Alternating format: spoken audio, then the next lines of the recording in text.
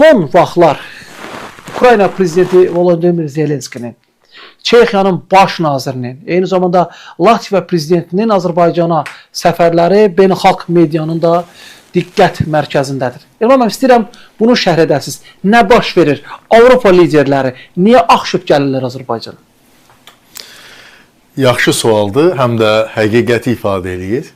Haqlısınız, xüsusilə son dövrdə həm Avropa İttifaqı Şurasının prezidenti Koştanın mart ayında 11-də Azərbaycana səfəri, bundan sonra bilirsiniz ki, Latviya prezidenti Azərbaycana səfər etdi, Ukrayna prezidentinin səfəri, Çexiya baş nazirinin səfəri, indi İtaliyanın baş nazirinin gəlişi gözlənilir. Yəni, baxsanız Azərbaycana həm də Avropa İttifaqı ölkələrinin çox nüfuzlu dövlətlərinin rəhbərləri səfərlər edirlər və onlar sanki bir sıraya düzülüblər ki, kim daha tez gələ bilər. Serbiya prezidentini də xüsusilə vurğulamaq istəyirəm. Suallar yaranır ki, bu nə ilə bağlıdır?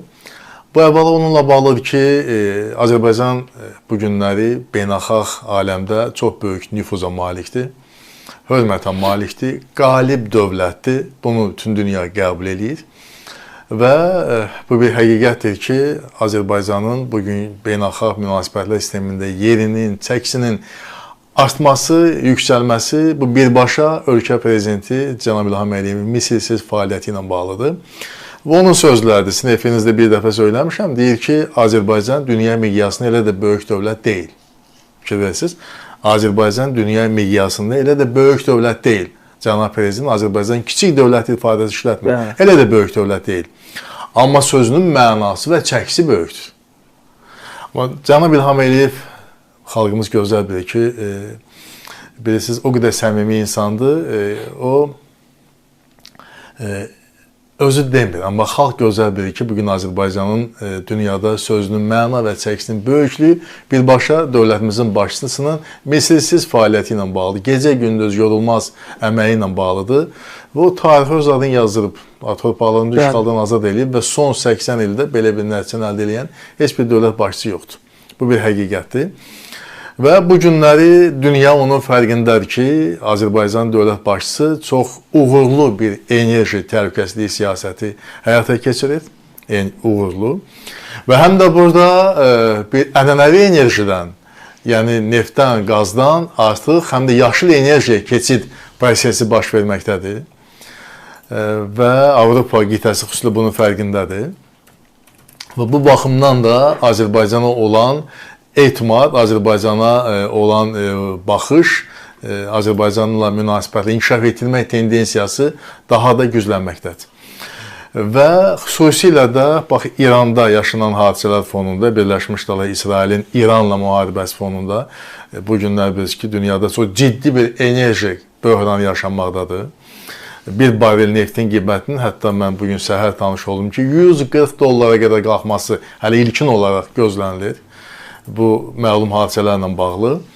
Və bu günləri Azərbaycan dövlətinin yeritdiyi enerji siyasətinin nə qədər düzgün, nə qədər düşünülmüş, nə qədər məntiqli olduğu ortaya çıxır.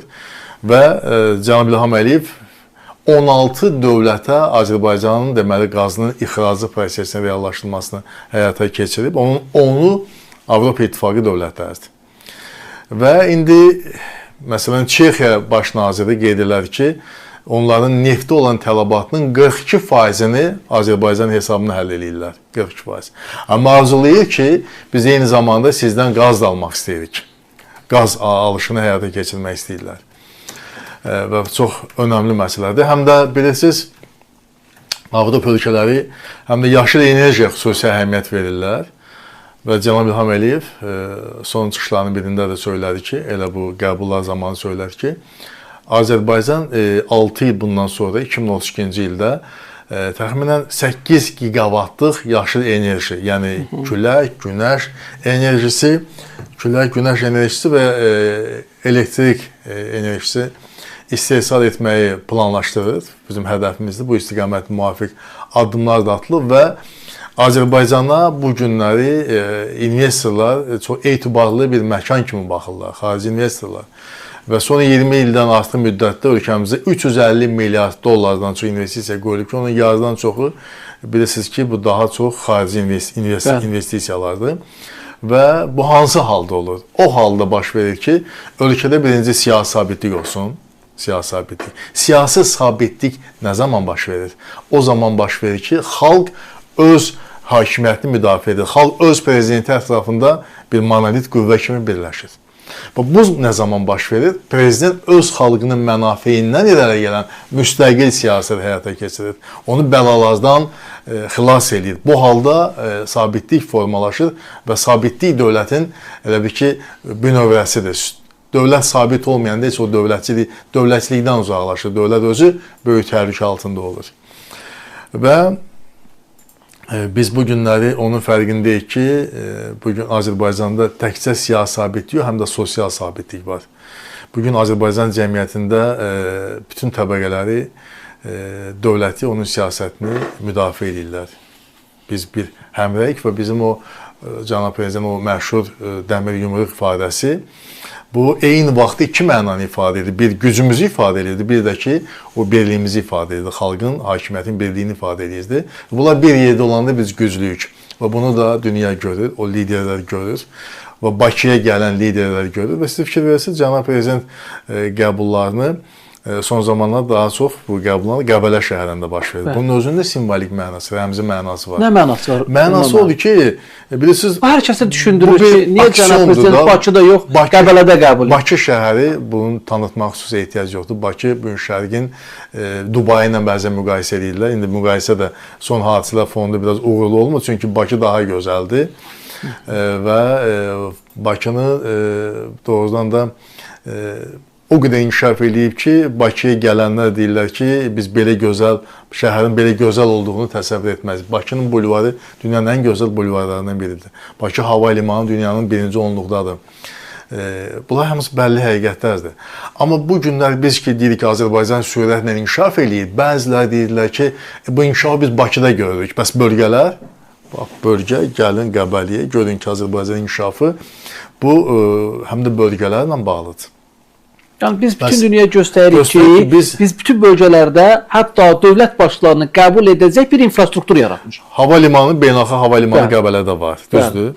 Eyni zamanda orada ən yüksək tədbirlər həyata keçirilməsi infrastruktur var. Təbiəti çox gözəldir, meşəlik, dağlar, çaylar, yəni hamısı var, iqlim gözəldir və bu, bilirsiniz, bu təsadüfi deyil. İqlim gözəl olanda, təbiət gözəl olanda və belə olan vəziyyətdə insanın əhvalı yaxşı olur. Yəni, Qəbəliyə gələn istənilən dövlətin başçısı bu şəhərə düşdükdən sonra cənab prezidentlə görüşə yüksək əhvalda gəlir. Hətta bunun təbiətin özü də öz işini görür. Bu da çox vacib məqamlardan biridir. Həm də ən əsası, bilirsiniz ki, ölkəmizin regionların inkişafı ilə bağlı 4 dövlət proqramı icra edildi. Bu icranın biz nəticələrini görürük. Bu günləri Qəbələnin timsalında onu görürük ki, Qəbələ bugün Azərbaycan bir turizm paytaxtına çevrilib. Qoy görsünlər ki, infrastrukturuna qədər inkişaf eləyib.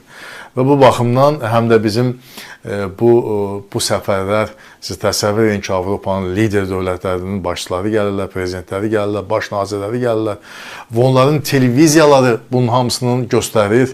Bu çox ciddi reklamdır və ciddi reklam gedəndə bu turizmin inkişafı deməkdir.